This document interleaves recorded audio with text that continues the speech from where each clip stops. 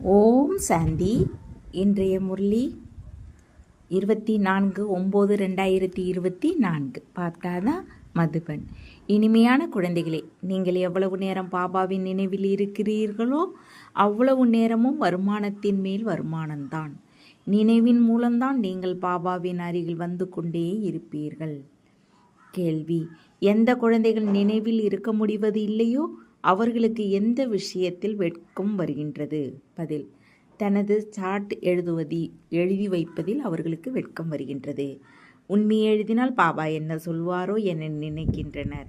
ஆனால் குழந்தைகளின் நன்மை இதில் தான் உள்ளது. உண்மையிலும் உண்மையான சார்ட் எழுதி கொண்டு இருக்க வேண்டும். சார்ட் எழுதுவதால் மிகுந்த நன்மை உள்ளது. பாபா சொல்கிறார், குழந்தைகளே, இதில் வெட்கப்படாதீர்கள். ஓம் சாந்தி. ஆன்மீக தந்தை வந்து குழந்தைகளுக்கு புரிய வைக்கிறார். இப்பொழுது குழந்தைகள், நீங்கள் 15 நிமிடத்திற்கு முன் வந்து இங்கே பாபாவின் நினைவில் அமர்கிறீர்கள். இப்போது இங்கே வேறு வேலையோ கிடையாது. பாபாவின் நினைவில் தான் வந்து அமர்கிறீர்கள். பக்தி மார்க்கத்திலோ தந்தையின் அறிமுகம் கிடையாது. இங்கே தந்தையின் அறிமுகம் கிடைத்துள்ளது. மேலும் பாபா சொல்கிறார், என்னை மட்டும் நினைவு செய்யுங்கள். நானோ குழந்தைகள் அனைவருக்கும் தந்தையாக இருக்கிறேன். தந்தையை நினைவு செய்வதன் மூலம் ஆஸ்தி தானாகவே நினைவுக்கு வர வேண்டும். நாங்கள் 5 மாதங்கள் அல்லது 2 மாதங்களின் குழந்தைகள் என்று கூறிக்கொள்ள சிறு குழந்தைகளோ இல்லை அல்லவா? ஆனால் உங்கள் கர்மேந்திரியங்களோ பெரியவை. ஆகவே ஆன்மீக தந்தை சொல்லி புரிய வைக்கிறார், இங்கே தந்தை மற்றும் ஆஸ்தி நினைவில் அமர வேண்டும். நீங்கள் அறிவீர்கள், நான் நரனிலிருந்து நாராயணனாக ஆவதற்கான புருஷார்த்தத்தில் ஈடுபட்டுள்ளோம், அல்லது சொர்க்கத்திற்கு செல்வதற்கான புருஷார்த்தம் செய்து கொண்டு இருக்கிறோம். ஆக இதை குழந்தைகள் குறித்து கொள்ள வேண்டும். நாம் இங்கே அமர்ந்தவாறே எவ்வளவு நேரம் நினைவு செய்தோம்? சாட் எழுதுவதால் பாபா புரிந்து கொள்வார். ஒவ்வொருவரும் எவ்வளவு நேரம் நினைவு செய்கின்றனர் என்பது பாபாவுக்கு தெரியும் என்பதெல்லாம் கிடையாது. அதையோ ஒவ்வொருவரும் தங்களின் சாட் மூலம் புரிந்து கொள்ள முடியும். பாபாவின் நினைவு இருந்ததா அல்லது புத்தி வேறு எங்காவது சென்று விட்டதா? இதுவும் புத்தியில் உள்ளது. அதாவது இப்போது பாபா வருவார் என்றால் இதுவும் கூட நினைவாகிறது இல்லையா? எவ்வளவு நேரம் நினைவு செய்தோம் என்பதை சாட்டில் உள்ளபடி எழுதுவீர்கள். பொய் எழுதுவதாலும் மேலும் 100 மடங்கு பாவம் அதிகமாகும். மேலும் நஷ்டம் ஏற்பட்டுவிடும். அதனால் உண்மையே எழுத வேண்டும். எவ்வளவு நினைவு செய்கிறீர்களோ அவ்வளவு விக்கிரமங்கள் விநாசம் ஆகும். மேலும் இதையும் அறிவீர்கள், நாம் அருகில் வந்து கொண்டே இருக்கிறோம். கடைசியில் நினைவு முடிவடையும் பொழுது நாம் மீண்டும் பாபாவின் அருகில் சென்று விடுவோம். பிறகு சிலரோ உடனே புது உலகில் வந்து பாகத்தை நடிப்பார்கள். சிலர் அங்கேயே அமர்ந்து இருப்பார்கள். அங்கே எந்த ஒரு சங்கல்பமும் வராது. அதுதான் முக்தி தாமம். சுகம் துக்கத்திற்கு அப்பாற்பட்டது. சுகதாமம் செல்வதற்காக இப்பொழுது நீங்கள் புருஷார்த்தம் செய்து கொண்டு இருக்கிறீர்கள். எவ்வளவு நீங்கள் நினைவு செய்கிறீர்களோ அவ்வளவு விக்கிரமங்கள் விநாசமாகும். நினைவின் சாட் வைப்பதால் ஞானத்தின் தாரணையும் நன்றாக இருக்கும். சாட் வைப்பதாலோ நன்மைதான். பாபாவுக்கு தெரியும், நினைவில் இருக்காத காரணத்தால் எழுதுவதற்கு வெட்கம் வருகின்றது. பாபா என்ன சொல்லுவாரோ முரளியில் சொல்லிவிடுவார் என்று. பாபா கேட்கிறார், இதில் வெட்கத்திற்கான விஷயம் என்ன இருக்கிறது? மனதுக்குள் ஒவ்வொருவரும் புரிந்து கொள்ள முடியும், நாம் நினைவு செய்கின்றோமா இல்லையா? கல்யாண்காரி பாபாவோ புரிய வைக்கிறார். குறித்து வைப்பீர்களானால் நன்மை ஏற்படும். பாபா வருகிற வரை யார் அமர்ந்து இருக்கிறார்களோ அதில் நினைவின் சாட்டு எவ்வளவு இருந்தது? வேறுபாட்டை பார்க்க வேண்டும். அன்பிற்குரிய பொருளோ மிகவும் நினைவு செய்யப்படுகின்றது. குமாரியின் திருமண நிச்சயதார்த்தம் நடந்துவிட்டதால் மனதில் ஒருவர் மற்றவரின் நினைவில் நிலைத்து விடுகின்றது. பிறகு திருமணம் நடப்பதன் மூலம் உறுதியாகி விடுகின்றது. பார்க்காமலே புரிந்து கொண்டு விடுகின்றன, நமக்கு நிச்சயதார்த்தம் நிகழ்ந்துள்ளது. இப்பொழுது குழந்தைகள், நீங்கள் அறிவீர்கள், சிவபாபா நம்முடைய எல்லையற்ற தந்தை. பார்த்ததில்லை என்றாலும் புத்தி மூலம் புரிந்து கொள்ள முடியும். அந்த தந்தை பெயர் வடிவத்திற்கு அப்பாற்பட்டவர் என்றால் பிறகு பூஜை யாருக்கு செய்கிறீர்கள்? ஏன் நினைவு செய்கிறீர்கள்? பெயர் வடிவத்திற்கு அப்பாற்பட்ட எல்லையற்றதாகவோ எந்த ஒரு பொருளும் கிடையாது. நிச்சயமாக பொருள் பார்க்கப்படுகின்றது. அதனால்தான் வர்ணனை செய்யப்படுகின்றது. ஆகாயத்தையும் கூட பார்க்கிறோம் இல்லையா? எல்லையற்றது என சொல்ல முடியாது. பக்தி மார்க்கத்தில் பகவானை நினைவு செய்கின்றனர். ஏ பகவானே என்றால் எல்லையற்றவர் என சொல்ல மாட்டார்கள். ஏ பகவானே என சொல்வதன் மூலமோ உடனே அவரது நினைவு வந்து விடுகின்றது. எனும்போது நிச்சயமாக ஒரு பொருள் உள்ளது. ஆத்மாவும் அறிந்து கொள்ளப்படுகின்றது, பார்க்கப்படுவது இல்லை. ஆத்மாக்கள் அனைவருக்கும் தந்தை ஒருவர்தான், அவரும் அறிந்து கொள்ளப்படுகின்றார்.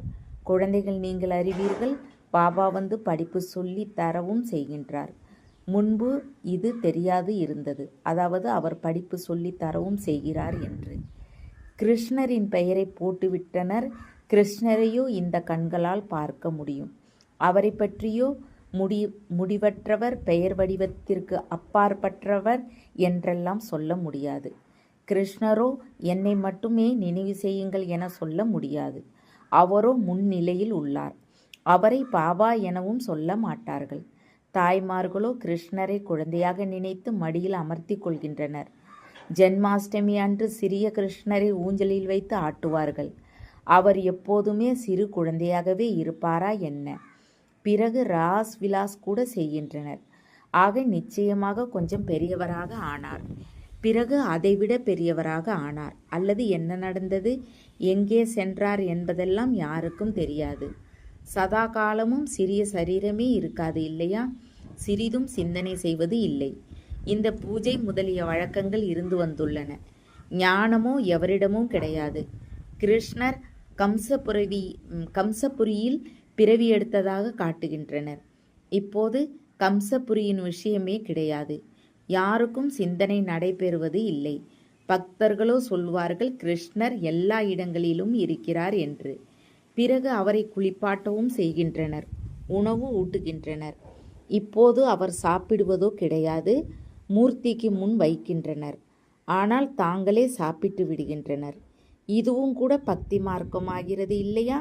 ஸ்ரீநாத் சி முன்பு அவ்வளவு பிரசாதம் படைக்கின்றனர். அவரோ சாப்பிடுவது இல்லை, தாங்களே அனைத்தையும் சாப்பிட்டு விடுகின்றனர். தேவிகளின் பூசையிலும் கூட இதுபோல செய்கின்றனர். தாங்களே தேவிகளை உருவாக்குகின்றனர். அவர்களுக்கு பூஜை முதலியன செய்து பிறகு நீரில் மூழ்கடித்து விடுகின்றனர். நகைகள் முதலியவற்றை கழட்டிவிட்டு பிறகு மூழ்கடிக்கின்றனர். பிறகு அங்கோ நிறைய பேர் இருக்கின்றனர். யாருக்கு எது கையில் வருகிறதோ அதை எடுத்துக் கொள்கின்றனர். தேவிகளுக்குத்தான் அதிக பூஜை நடைபெறுகின்றது. லட்சுமி மற்றும் துர்கா இருவரின் மூர்த்திகளை உருவாக்குகின்றனர். பெரிய அம்மாவும் கூட இங்கே அமர்ந்துள்ளார் இல்லையா? அவரை பிரம்ம புத்திரா எனவும் சொல்கின்றனர். புரிந்து கொள்வார்கள் இல்லையா? இந்த பிறவி மற்றும் வருங்கால ரூபத்தின் பூஜை செய்து கொண்டு இருக்கிறோம் என்று.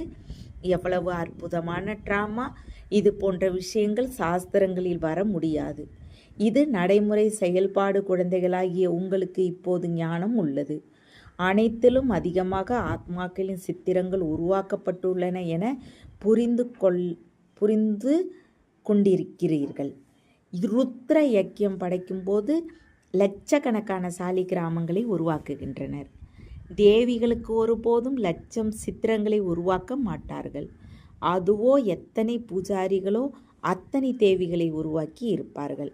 அவர்களோ ஒரே நேரத்தில் லட்சம் சாலி கிராமங்களை உருவாக்குகின்றனர். அதற்காக குறிப்பிட்ட நாள் எதுவும் இருப்பதில்லை. அதற்கென்று எந்த ஒரு முகூர்த்தமும் கிடையாது. எப்படி தேவிகளின் பூஜை குறிப்பிட்ட நேரத்தில் நடைபெறுகின்றது? பணக்காரர்களுக்கோ எப்போது சிந்தனையில் வருகிறதோ ருத்ரனை அல்லது சாலி கிராமங்களை படைக்க வேண்டும் என்றால் பிராமணர்களை அழைப்பார்கள். ருத்ரன் என சொல்லப்படுபவர் ஒரு தந்தை. பிறகு அவருடன் கூட ஏராளமான சாலி கிராமங்களை உருவாக்குகின்றனர். அந்த செல்வந்தர்கள் சொல்கின்றனர், இத்தனை சாலி கிராமங்களை தயார் செய்யுங்கள் என்று. அதற்காக குறிப்பிட்ட நாள் கிழமை எதுவும் கிடையாது. சிவ ஜெயந்தி அன்றுதான் ருத்ர பூஜை செய்கின்றனர் என்பது கிடையாது. அதிகமாக சுப தினம் பிரகஸ்பதி அன்றுதான் வைக்கின்றனர். தீபாவளியின் போது லட்சுமியின் உருவத்தை தட்டில் வைத்து அதற்கு பூஜை செய்கின்றனர். பிறகு அப்படியே வைத்து விடுகின்றனர். அவர் மகாலட்சுமி. யுகல் தம்பதி இல்லையா? மனிதர்கள் இவ்விஷயங்களை அறிந்து இருக்கவில்லை. லட்சுமிக்கு பணம் எங்கிருந்து கிடைக்கும்? யுகலோ ஜோடி வேண்டும் இல்லையா? ஆக இவர்கள் லட்சுமி நாராயணர் யுகல் ஆவர். பெயரை பிறகு மகாலட்சுமி என வைத்துள்ளனர். தேவிகள் எப்போது இருந்தனர்? மகாலட்சுமி எப்போது இருந்து சென்றுள்ளார்? இந்த விஷயங்கள் அனைத்தையும் மனிதர்கள் அறிந்திருக்கவில்லை. உங்களுக்கு இப்போது பாபா அமர்ந்து புரிய வைக்கிறார். உங்களிலும் கூட அனைவருக்கும் ஒரே மாதிரி தாரணையாவது இல்லை. பாபா இவ்வளவையும் புரிய வைத்து கொண்டு பிறகு கேட்கிறார், சிவபாபாவின் நினைவு இருக்கிறதா? ஆஸ்தி நினைவு இருக்கிறதா? முக்கியமான விஷயம் இதுதான். பக்தி மார்க்கத்தில் எவ்வளவு பணத்தை வீணடிக்கின்றனர். நீங்கள் சேவை செய்கிறீர்கள் செல்வந்தர்களாக ஆவதற்காக. பக்தி மார்க்கத்திலோ மிகுந்த பணம் செலவு செய்கின்றனர். இங்கே உங்களுடைய ஒரு பைசாவும் வீணாவது இல்லை. நீங்கள் செல்வந்தர் ஆவதற்காக செலவு செய்கிறீர்கள். செல்வந்தர்களாக ஆவதற்காக பக்தி மார்க்கத்திலும் மிகுந்த பணம் செலவு செய்கின்றனர். இங்கே உங்களுடைய ஒரு பைசாவும் வீணாவது இல்லை. பக்தி மார்க்கத்திலோ ஒன்றுமில்லாதவர்களாக ஆகிவிடுகின்றனர். செலவு செய்து அனைத்தும் மண்ணோடு மண்ணாகி விடுகின்றன. எவ்வளவு வேறுபாடு! இச்சமயம் என்னென்ன செய்கின்றனரோ அதை ஈஸ்வரிய சேவையில் சிவபாபாவுக்கு கொடுக்கின்றனர். சிவபாபாவோ சாப்பிடுவதில்லை, நீங்கள் தான் சாப்பிடுகிறீர்கள். பிராமணர்களை ஆகிய நீங்கள் இடையில் ட்ரஸ்டியாக இருக்கிறீர்கள். பிரம்மாவிற்கு நீங்கள் கொடுப்பதில்லை, நீங்கள் பாபாவிற்கு கொடுக்கின்றீர்கள். சொல்கின்றீர்கள், பாபா உங்களுக்காக வேட்டி சட்டை கொண்டு வந்திருக்கிறோம். பாபா சொல்கிறார், இவருக்கு கொடுப்பதால் உங்களுக்கு எதுவும் சேமிப்பாகாது. நீங்கள் சிவபாபாவை நினைவு செய்து இவருக்கு எதை கொடுக்கிறீர்களோ அதுதான் சேமிப்பாகும். பிறகு இதையோ புரிந்து கொண்டு இருக்கிறீர்கள். பிராமணர்கள் சிவபாபாவின் கஜானாவின் மூலம்தான் வளர்கிறார்கள். என்ன அனுப்ப வேண்டும் என்று பாபாவிடம் கேட்க வேண்டிய தேவை கிடையாது. இவரோ பெற்றுக்கொள்வது இல்லை. பிரம்மாவை நினைவு செய்வீர்களானால் உங்களுக்கு சேமிப்பு ஆகாது. பிரம்மாவோ சிவபாபாவின் பண்டாராவில் இருந்துதான் பெற்றுக்கொள்ள வேண்டும். ஆக சிவபாபாவின் நினைவுதான் இருக்கும். உங்களுடைய பொருட்களை ஏன் பெற்றுக்கொள்ள வேண்டும்? பிகேக்கு கொடுப்பதும் கூட தவறாகும். பாபா புரிய வைத்துள்ளார், நீங்கள் யாரிடமாவது பொருளை பெற்று அணிந்து கொள்வீர்களானால் அவருடைய நினைவு வந்து கொண்டே இருக்கும்.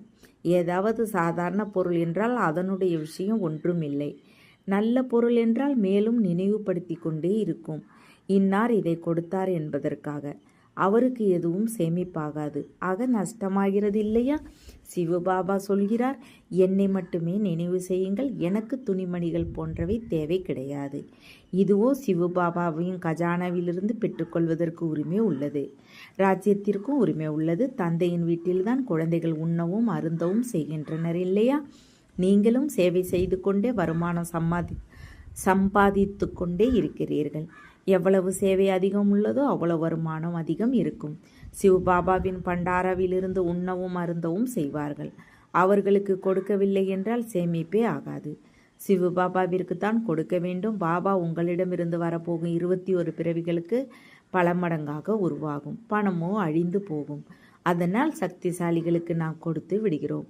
பாபா சக்திசாலி அல்லவா? 21 பிறவிகளுக்கு அவர் கொடுக்கிறார். மறைமுகமாகவும் ஈஸ்வரன் பெயரில் கொடுக்கின்றனர் இல்லையா? மறைமுகமாக அவ்வளவு சக்தி கிடையாது. இப்போதோ மிகவும் சக்திசாலி. ஏனென்றால் முன்னிலையில் உள்ளனர். சர்வசக்திவான் வேர்ல்டு ஆல்மைட்டி அத்தாரிட்டி இந்த சமயத்திற்காகத்தான் ஈஸ்வரன் பெயரால் கொஞ்சம் தானம் புண்ணியம் செய்கின்றன என்றால் அல்ப காலத்திற்கு கொஞ்சம் கிடைக்கிறது. இங்கோ பாபா உங்களுக்கு புரிய வைக்கிறார், நான் உங்களுக்கு முன்னிலையில் இருக்கிறேன், கொடுப்பதும் நான் தான். இவர் பிரம்மா சிவபாபாவிற்கு அனைத்தும் கொடுத்துவிட்டு முழு உலகத்தில் ராஜ பதவியை பெற்றுக்கொண்டார் இல்லையா? இதையும் அறிவீர்கள். இந்த மனிதருடைய அவ்வியக்த ரூபத்தில் சாட்சாத்காரம் ஆகின்றது. இவருக்குள் சிவபாபா வந்து குழந்தைகளோடு பேசுகிறார். ஒருபோதும் இந்த சிந்தனை வரக்கூடாது, நாம் மனிதர்களிடம் பெற்றுக்கொள்வோம் என்று சொல்லுங்கள். சிவபாபாவின் பண்டாராவுக்கு அனுப்பி வையுங்கள். இவருக்கு கொடுப்பதன் மூலமோ எதுவும் கிடைக்கப் போவது இல்லை. மேலும் நஷ்டம்தான் ஏற்படும். 3-4 ரூபாய்க்கான ஏதான பொருள் உங்களுக்கு கொடுப்பார்கள். இதைவிடவோ சிவபாபாவின் பண்டாராவில் போடுவதன் மூலம் பல மடங்காக ஆகிவிடும். தனக்கு தானே நஷ்டத்தை ஏற்படுத்தி கொள்ளக்கூடாது. பூஜை அதிகமாக தேவியருக்குத்தான் நடைபெறுகின்றது. ஏனென்றால் தேவிகள் நீங்கள்தான் குறிப்பாக ஞானம் கொடுப்பதற்கு நிமித்தம் ஆகின்றீர்கள்.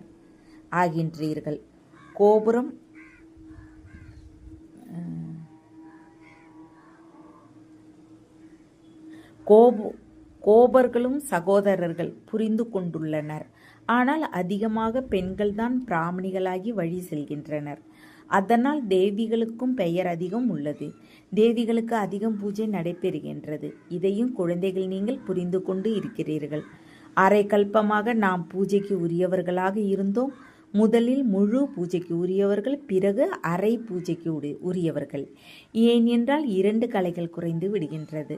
திரேத்தாவில் ராமரின் ராஜ்யம் என சொல்வார்கள், அவர்களோ லட்சக்கணக்கான வருடங்களின் விஷயம் என சொல்லி விடுகின்றனர். ஆக அதனுடைய கணக்கு எதுவும் இருக்க முடியாது. பக்தி மார்க்கத்தை சேர்ந்தவர்களின் புத்தியில் மற்றும் உங்களுடைய புத்தியில் எவ்வளவு இரவு பகலுக்குள்ளான வேறுபாடு உள்ளது. நீங்கள் ஈஸ்வரிய புத்தி உள்ளவர்கள், அவர்கள் ராவணனின் புத்தி உள்ளவர்கள்.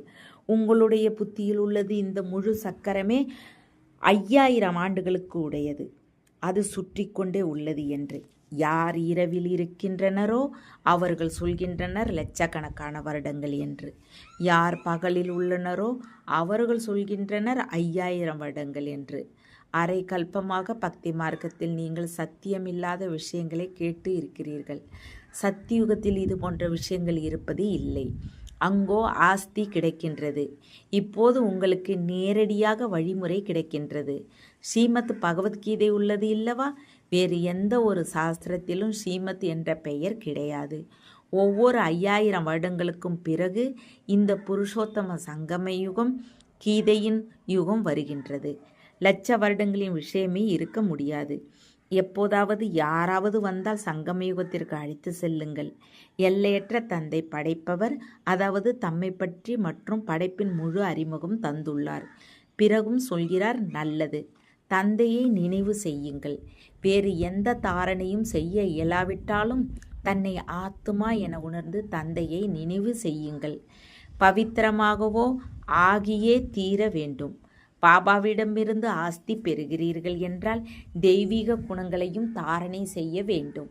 நல்லது. இனிமையிலும் இனிமையான தேடி கண்டெடுக்கப்பட்ட செல்ல குழந்தைகளுக்கு பாப்தாதாவின் அன்பு நினைவுகள் மற்றும் காலை வணக்கம். ஆன்மீக குழந்தைகளுக்கு ஆன்மீக தந்தையின் நமஸ்தே. ஆன்மீக தந்தைக்கு ஆன்மீக குழந்தைகளை அன்பு நினைவுகள் மற்றும் நமஸ்தே. தாரணைக்கான முக்கிய சாரம்: 1. 21 பிறவிகளுக்கான பல மடங்கு வருமானத்தை சேமிப்பதற்காக நேரடியாக ஈஸ்வரிய சேவையில் அனைத்தையும் பயனுள்ளதாக ஆக்க வேண்டும். ட்ரஸ்டியாகி சிவபாபாவின் பெயரில் சேவை செய்ய வேண்டும். 2.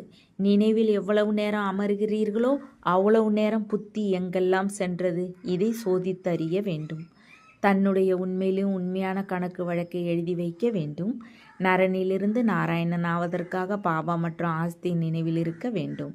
வரதானம்: மறதியின் உலகத்திலிருந்து வெளியேறி நினைவின் வடிவமாக இருந்து ஹீரோ பார்ட்டு நடிக்கக்கூடிய விசேஷ ஆத்மா ஆவீர்களாக. இந்த சங்கம யுகம் நினைவின் யுகம் மற்றும் கலியுகம் மறதியின் யுகம். நீங்கள் அனைவரும் மறதியின் உலகத்திலிருந்து வெளியே வந்துள்ளீர்கள். யார் ஸ்மிருதி சொரூபமாக இருக்கிறீர்களோ அவர்களே ஹீரோ பார்ட்டு நடிக்கக்கூடிய விசேஷ ஆத்மாக்கள். இச்சமயத்தில் டபுள் ஹீரோ, இரட்டை ஹீரோ ஆவீர்கள். ஒன்று ஹீரோ வைரத்திற்கு சமமான மதிப்பு மிக்கவர்களாகியுள்ளீர்கள். 2வது ஹீரோ பார்ட்டு உள்ளது. எனவே ஆகா எனது சிறந்த பாக்கியம் என இதயத்தின் இதே கீதம் எப்பொழுதும் ஒலித்து கொண்டே இருக்கட்டும்.